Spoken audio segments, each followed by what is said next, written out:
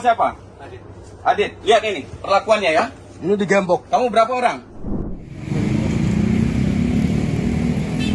Kemana? Sana.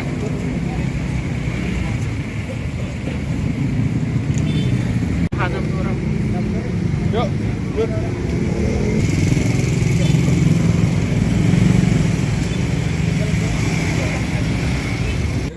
Tas tok. Udah lama tinggal di sini, Dit? Udah lama ya? Mana rumahnya ini? Oh ya. Ada ibunya? Ibu udah marah. Oh, bapak? Bapak ada lagi. Oh iya. Oh, itu dari ini rumah sendiri? Oh, dari kakek ya?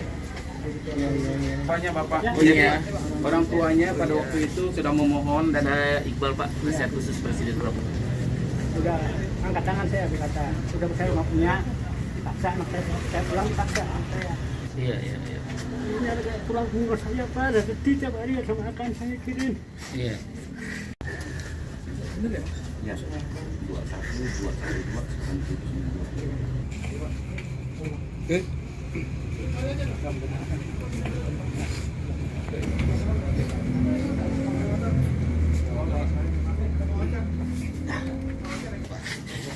Ada berapa anak Bapak?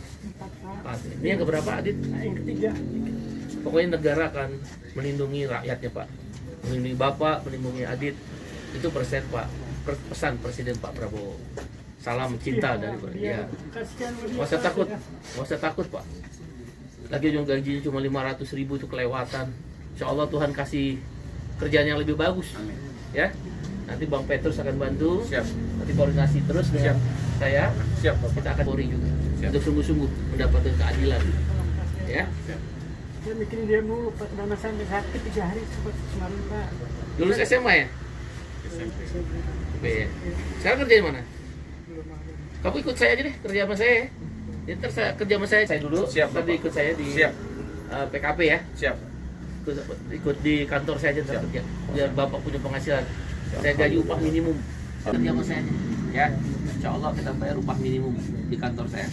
Di Tamrin ya. Siap, Bapak. Terima kasih ya. Terima kasih, Jumpa Bapak. ya. Siap, Sampai Bapak. terus. Siap. Sehat selalu ya. Siap, Terima Bang. kasih ya. Siap. Jaga Terima kasih ya. Terima kasih ya. Ya, Kawan-kawan, terima kasih ya semuanya ya. Iya Pak, sehat selalu Ya, Pak. mau ke Danantara dulu. Siap Pak. Ya masalah PHK. Wis.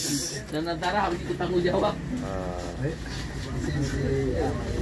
Ah. Saya minta izin pada Presiden tadi pada waktu HUT Bayangkara beliau akan hadir di Cikeas Brimob untuk menengok dan memastikan kondisi daripada adik kita ini, Saudara Tegar. Saya hanya diminta ingin memastikan sebagai penasihat khusus Presiden bidang ketenaga kerjaan dan kesejahteraan buruh agar hak-hak buruh yang melekat pada 3 orang yang disekap, diduga disekap dan juga diduga dirantai dalam keadaan baik-baik saja dan hak-haknya tidak diabaikan. Oleh karena itu yang ingin saya pastikan pertama, segala pengobatan yang terkait dengan kasus ini menjadi tanggung jawab negara.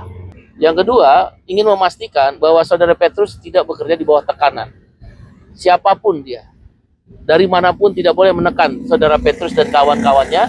Sebagai LBH Kalimantan Barat, biarlah hukum ditegakkan. Ya, dan yang ketiga, memastikan kondisi psikis dan fisik daripada Tegar dan 2 orang lagi yang namanya Muhammad Rafli dan Adit dalam kondisi baik-baik saja dan tidak mendapat intimidasi atau ditakut-takuti. Ya, karena perlakuan merantai dan menyekap adalah tindak kejahatan kriminal sekaligus pelanggaran HAM. Karena itu tadi juga setelah acara HUT Bayangkara saya menyampaikan kepada Kapolri untuk memberikan atensi kepada korban-korban ini dan harus dipastikan siapapun pelakunya harus mendapatkan hukuman sesuai dengan hukum yang berlaku. Yang kedua, harus dipastikan tidak boleh ada kejadian yang sama terulang kembali di negara yang bersilakan kedua kemanusiaan yang adil dan beradab. Itu tindakan biadab, tidak beradab. Saya yakin tadi Pak Kapolri juga sudah memberikan atensi kepada Polda, Bapak Kapolda Metro Jaya, Bapak Kapolres Jakarta Pusat ya. Ya. Mohon segera memberikan atensi dan memberikan perlindungan. Kalau perlu kita bawa ke LPSK kalau emang ada intimidasi-intimidasi lainnya. Negara bertanggung jawab sebagai penasihat khusus presiden.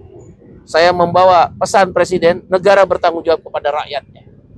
Tentang kalaulah ada tuduhan, Saudara Tegar dan kawan-kawan ini melakukan tindakan hukum, kan belum diproses, kan belum diperiksa, bahkan belum disidangkan. Nggak boleh mengambil tindakan main hakim sendiri. Ya.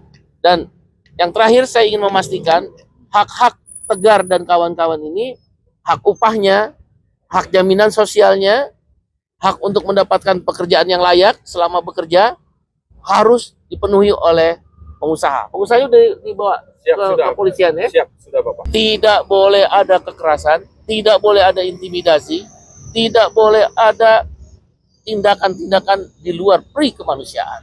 Merantai, menyekap, bahkan hampir 2 minggu. Dan tadi saya dengar juga mengarak. Siap mengarak. Di hadapan masyarakat, ini sudah seperti zaman purba.